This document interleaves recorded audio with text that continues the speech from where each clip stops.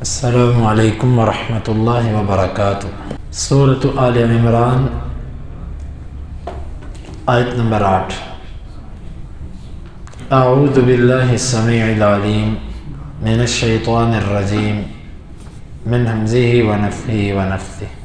پیچھے والی آیت میں اللہ تعالیٰ نے متشابہ آیات کا ذکر کیا اور ان لوگوں کا ذکر کیا کہ جو متشابہ کے پیچھے چلتے ہیں، اور راسخین کا جو عمل تھا، ان کا جو رویہ اور کردار تھا، اس کو بھی بیان کیا کہ متشابہ آیات پر راسخین فی العلم، جو علم میں پختہ لوگ ہیں، ان کا یہ کردار ہوتا ہے۔ یہاں پر پھر دعا بھی ذکر کی۔ راسخ فی العلم اور ہدایت پر چلنے والے لوگ اللہ سے ڈرتے رہتے ہیں، اللہ سے ایک دعا کرتے ہیں۔ وہ دعا یہ ہے کہ ربنا لا تزغ قلوبنا، اللہ ہمارے دلوں کو ٹیڑھا نہ کرنا۔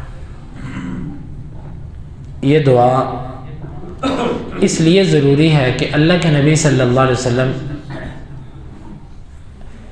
وہی سب کے رہبر اور رہنما تھے، اس کے باوجود آپ یہ دعا کیا کرتے تھے، یا مقلب القلوب ثبت قلبی علی دینک، اے دلوں کو پھیرنے والے، میرا دل اپنے دین پر ثابت قدم کر دے۔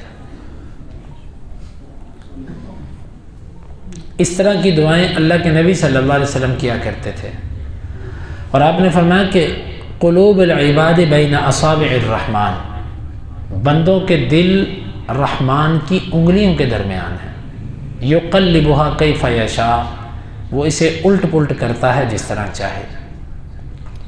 دل کو عربی زبان میں قلب کہتے ہیں، کیونکہ قلب کا معنی ہوتا ہے الٹنا۔ یہ ایک لمحے میں ایسے ہوتا ہے اور دوسرے لمحے میں ایسے ہوتا ہے، پل میں تولا پل میں ماشا۔ یکدم دل کے اندر نیکی کا خیال، تھوڑے ہی لمحے میں برائی کا خیال، تھوڑے ہی لمحے میں آخرت کا خوف اور تھوڑے ہی لمحے بعد دنیا کا لالچ۔ دل کی کیفیت بڑی ہی حساس ہے، اسی لیے اللہ کے نبی صلی اللہ علیہ وسلم نے دل کی کیفیت کو سمجھتے ہوئے فرمایا کہ ان فی الجسد مضغہ اذا صلحت صلح الجسد کلہ، جسم کے اندر ایک ایسا ٹکڑا ہے، جب وہ ٹھیک ہوتا ہے تو پورا جسم ٹھیک ہوتا ہے۔ الا وہی القلب، خبردار وہ دل ہے۔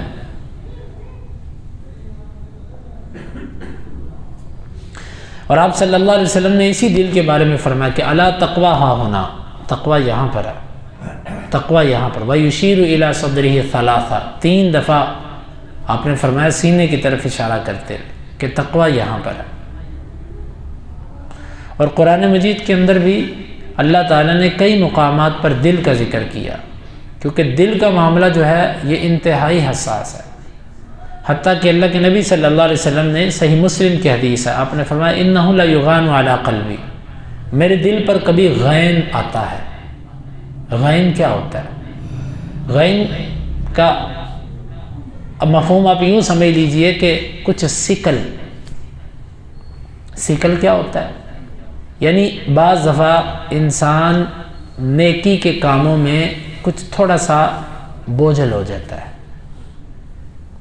وہ دلچسپی، وہ چستی اور وہ خوشی جو بعض اوقات ہوتی ہے وہ بعض اوقات نہیں ملتی، اسی کو غین کہتے ہیں۔ اللہ کے نبی صلی اللہ علیہ وسلم نیکی کرنے میں بھی جب ایسی کیفیت محسوس کرتے کہ جو کیفیت تھوڑی سی بوجھل پن والی ہوتی تھی، تو آپ اس کا بھی علاج کرتے تھے۔ آپ صلی اللہ علیہ وسلم نے فرمایا انی لاستغفر اللہ 70 مرہ، میں 70 دفعہ استغفار کرتا ہوں پھر اس کے لیے، اور ایک روایت میں 100 دفعہ کا۔ اس سے معلوم ہوا کہ آپ دل کے معاملات پر انتہائی نظر رکھا کرتے تھے، اور اس لیے بھی دل اہم ہے کہ حدیث کے اندر آتا کہ ان اللہ لا ينظر الى صورکم ولا الى اموالکم، اللہ تعالیٰ تمہارے نہ صورتوں کو دیکھتا نہ تمہارے مالوں کو دیکھتا ہے، ولکن ينظر الى قلوبکم واعمالکم، وہ تمہارے دلوں کو دیکھتا ہے اور تمہارے اعمال کو دیکھتا ہے۔ جب اللہ تعالیٰ دل کو دیکھتا ہے تو دل کی صفائی کے لیے پھر ہمیں کتنی محنت کرنی پڑے گی۔ جو بندہ جس چیز کو دیکھتا ہو، بندہ اس کے سامنے اس چیز کی صفائی تو کرتا ہے نا۔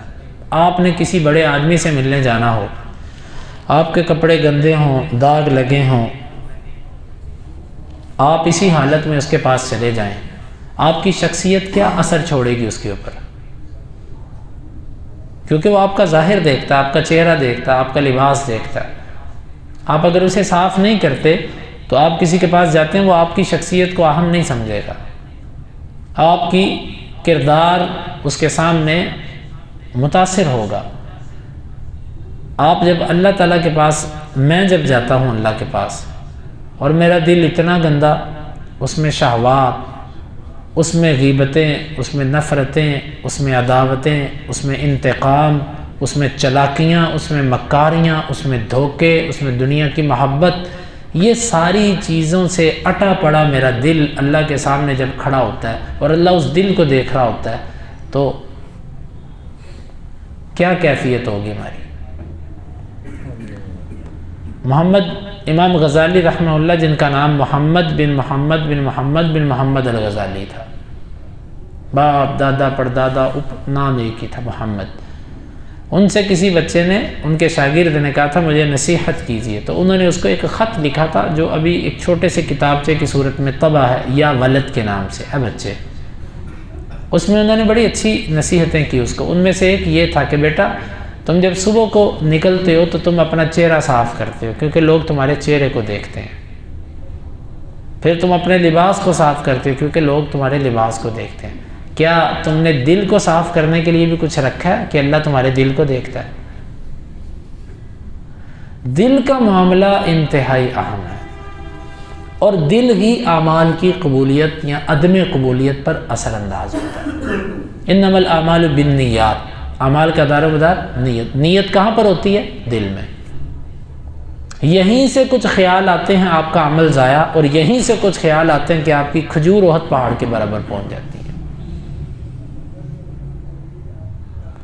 جس طرح کہ عبداللہ بن مبارک کہا کرتے تھے کہ رب عمل تصغرہ النیہ ورب عمل تکبرہ النیہ، کتنے ہی اعمال ایسے ہیں کہ ان کو نیت چھوٹا کر دیتی ہے، اور کتنے اعمال ایسے ہیں کہ ان کو نیت بہت بڑا کر دیتی ہے۔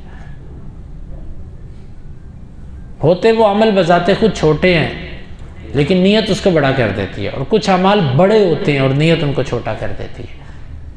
دل کا معاملہ انتہائی اہم، اور ایک مومن آدمی اگر اپنے دل پر متوجہ نہیں ہوتا تو واللہ العظیم یہ اس کا خسارہ ہے۔ یہاں پر اللہ تعالیٰ نے ایمان والوں کا ذکر کیا، راسخ فی العلم کا ذکر کیا کہ وہ اللہ سے کہتے ہیں لا تزغ قلوبنا، اللہ دل نہ ٹیڑھے کرنا۔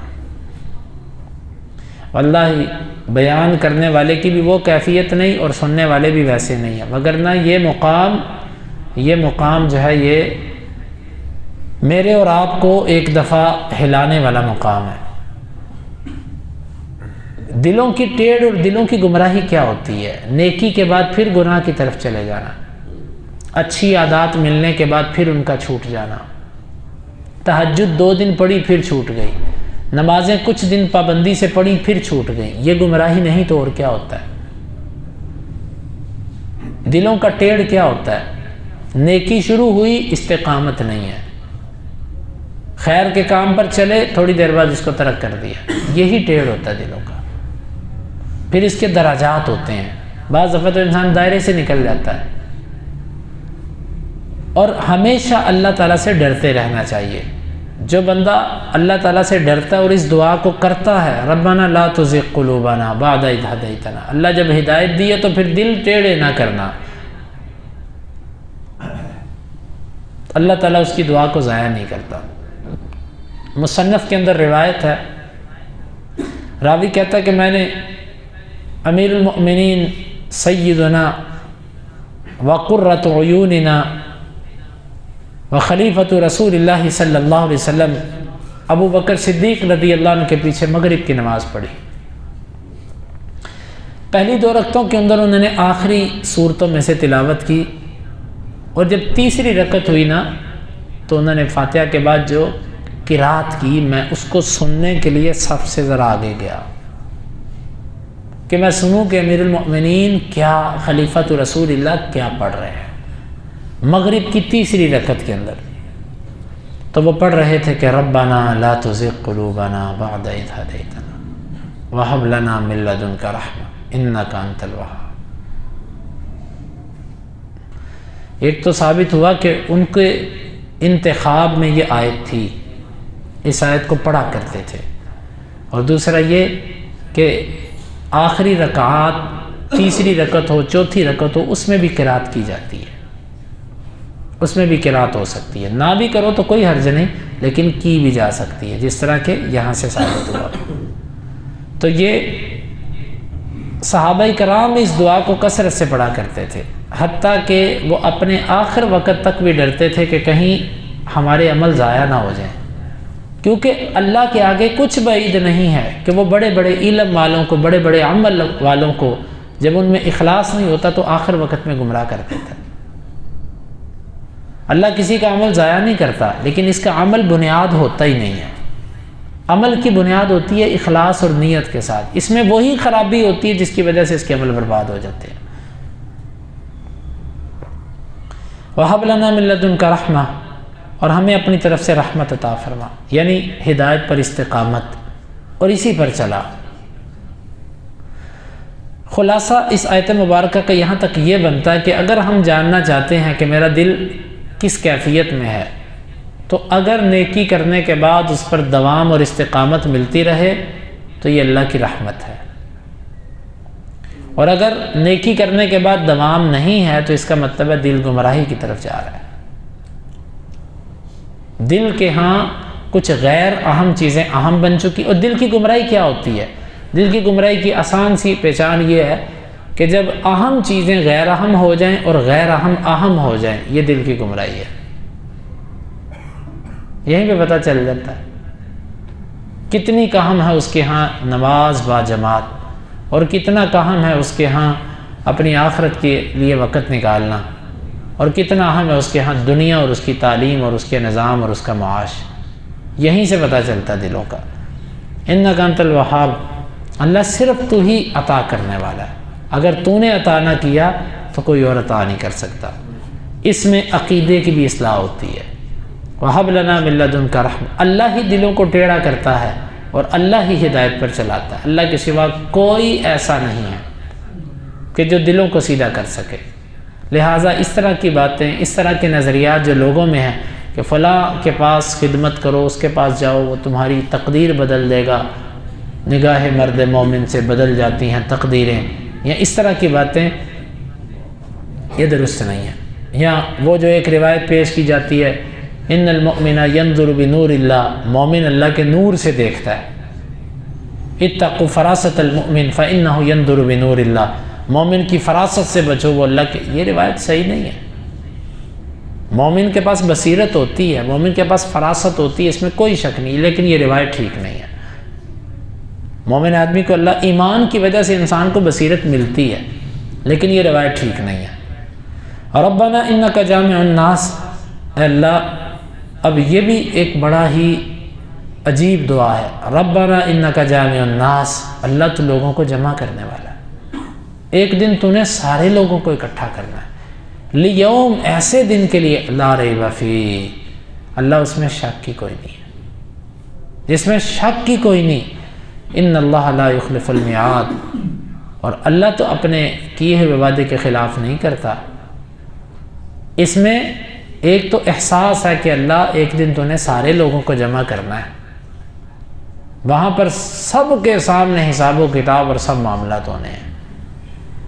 لیوم لا ریب فیہ، ریب عام طور پر اس کا معنی کیا جاتا ہے شک، جبکہ ریب جو ہے یہ شک سے مختلف ہے، کیونکہ شک بھی عربی کا لفظ ہے اور ریب بھی عربی ہے۔ دونوں میں فرق کیا ہے؟ فرق ہے دونوں میں۔ جو ریب ہوتا ہے نا، اس کو کہتے ہیں مبدأ الشک، شک کی جو ابتدا ہوتی ہے۔ سب سے پہلے انسان کو شک کیسے پیدا ہوتا ہے؟ دل کے اندر ایک کھٹکا سا آتا ہے، ایک خیال سا آتا ہے، پھر انسان اس پر جب چلتا ہے تو وہ چلنے کے بعد وہ شک بنتا ہے۔ لا ریب فیہ، اللہ شک تو دور کی بات ہے، اس میں ریب بھی نہیں ہے، اس میں کسی قسم کی خلش اور کھٹکا بھی نہیں ہے اس دن کے بارے میں، اتنی یقینی بات ہے، وہ ہونا ہی ہونا ہے۔ اور ان اللہ لا یخلف المیعاد، اللہ تعالیٰ تو اپنے کیے ہوئے وعدے کے خلاف نہیں کرتا۔ جب اللہ نے وعدہ کیا کہ وہ دن آئے گا تو اس کے خلاف نہیں ہو سکتا۔ تو یہ مومنوں کی دعا ہے اللہ رب العالمین سے. ہمیں یہ دونوں آیات اپنی دعاؤں میں شامل کرنی چاہیے اور ہمیں یہ اپنی نماز میں بھی شامل کرنی چاہیے. ہمیں یہ دعا تشہد میں ساری دعائیں پڑھنے کے بعد اس کو شامل کرنا چاہیے. اور جب بھی اللہ تعالیٰ سے مانگیں، تہجد کے وقت اللہ تعالیٰ توفیق عطا فرمائے، اٹھ کے اس سے یہ دعا مانگیں. اور جو بندہ جتنی دل جمی کے ساتھ اور جتنی محبت کے ساتھ اللہ سے مانگے گا، اللہ تعالیٰ اس کو اس کی نیت کے مطابق دے گا. اللہ تعالیٰ سے دعا ہے اللہ تعالیٰ اس آیت مبارکہ کو سمجھنے کی اور اس کے تقاضوں کو پورا کرنے کی توفیق عطا فرمائے.